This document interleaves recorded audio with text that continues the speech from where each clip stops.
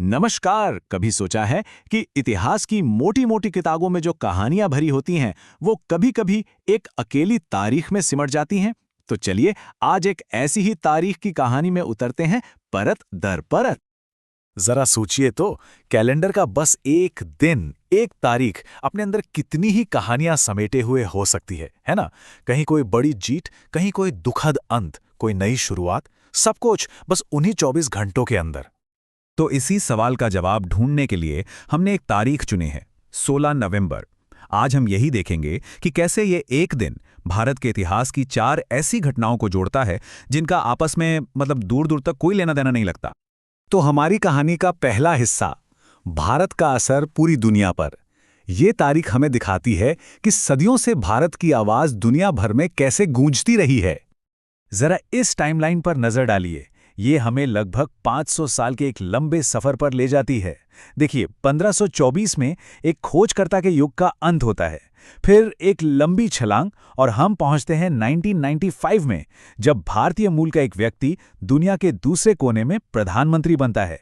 और फिर 2001, जो आज के दौर में भारत की अहमियत को दिखाता है। वाकई क्या सफर है। तो शुरुआत करते हैं 1524 से। इसी दिन यानी 16 नवंबर को पुर्तगाल के मशहूर खोजी वास्को डी गामा की मौत हुई थी। लेकिन कमाल की बात यह है कि उनकी मौत से ज्यादा बड़ी कहानी उनकी खोज की है। वो पहले यूरोपियन थे जिन्होंने अफ्रीका का पूरा चक्कर लगाकर समंदर के रास्ते सीधा भारत तक का रास्ता खोजा था, और इस एक खोज ने दुनिया के व्यापार का नक्शा ही हमेशा के लिए बदल दिया। अच्छा, तो अब टाइम मशीन में बैठते हैं और एक बहुत लंबी छलांग लगाते हैं, लगभग 450 साल आगे। एक ऐसे दौर में जब भारत का प्रभाव दुनिया में एक बिल्कुल नए अंदाज में फैल रहा था। तारीख थी 16 नवंबर 1995।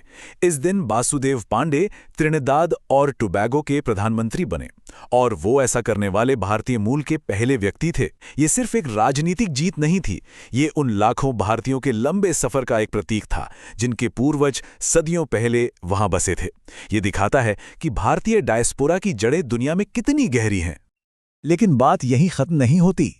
दुनिया के मंच पर भारत की कहानी का एक और अहम मोड़ इसी तारीख को आया, जो शांति कायम करने में भारत की भूमिका को दिखाता है। 21 ये नंबर क्या बताता है? ये हमें ले जाता है साल 2001 में। 16 नवंबर को भारत अफगानिस्तान के लिए बने संयुक्त राष्ट्र के 21 सदस्यों वाले दल का हिस्सा बना। ये कदम दिखाता है कि भारत अब सिर्फ एक उभरती हुई आर्थिक ताकत नहीं, बल्कि दुनिया में शांति और स्थिरता कायम करने वाला एक बहुत जरूरी पार्टनर भी है। लेकिन इतिहास सिर्फ जीत और बड़ी बड़ी उपलब्धियों के बारे में नहीं होता। कभी कभी वो हमें गहरे जख्मों की भी याद दिलाता है। तो अब हम अपनी कहानी का रुख एक बहुत ही मुश्किल, एक बहुत ही दुखद घटना की तरफ मोड़ रहे हैं। दुनिया के मंच से हटकर अब हम आते हैं सीधा भारत के दिल में, नई दिल्ली। साल था 2010 और तारीख वही 16 नवंबर। 66 ये सिर्फ एक आंकड़ा नहीं है, ये 66 जिंदगियां थीं। 66 कहानियां जो 16 नवंबर 2010 को नई दिल्ली में एक इमारत के गिरने से अचानक खत्म हो गई। एक झटके में न जाने कितने परिवारों के लिए सब कुछ बदल गया। ये घटना हमें एक कड़वी सच्चाई याद दिलाती है कि एक ही तारीख जहां एक तरफ इतिहास रच सकती है, वहीं दूसरी तरफ किसी के लिए कभी न भरने वाला जख्म भी दे सकती है। ये एक ऐसी घरेलू त्रासदी है जिसे उसके भयानक असर के लिए हमेशा याद रखा जाएगा। तो जब हम इन सभी टुकड़ों को एक साथ जोड़ के देखते हैं, 16 नवंबर की पूरी तस्वीर कैसी दिखती है। एक तरफ दुनिया का नक्शा बदलने वाले खोजकर्ता की मौत, तो दूसरी तरफ प्रवासी नेता का उदय। एक तरफ शांति के लिए दुनिया से किया गया वादा, तो दूसरी तरफ एक दर्दनाक घरेलू हादसा। एक ही तारीख पर कहानियां कितनी जुदा। और ये सब कुछ हमें एक बहुत दिलचस्प सवाल पर लाकर छोड़ देता है।